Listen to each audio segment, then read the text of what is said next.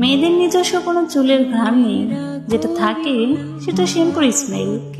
ঘুমালে সব মেয়েকে সুন্দর লাগে, এটা কিছু ছেলেরা কেন বলে আমার জানা নেই।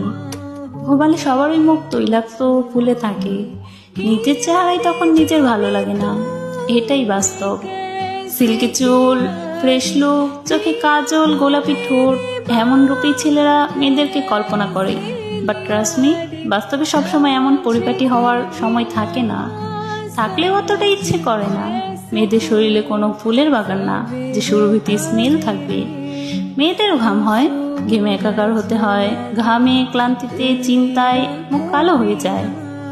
পরিপাটি হয়ে হয়তো 3-4 ঘন্টা থাকা যায়, কিন্তু সবসময় মেয়েরা সাধারণভাবে থাকতেই পছন্দ করে।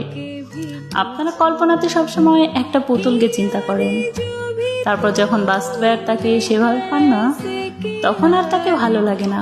সাধারণভাবে চিন্তা করুন যে যেমন, তাকে সেভাবেই ভালোবাসুন।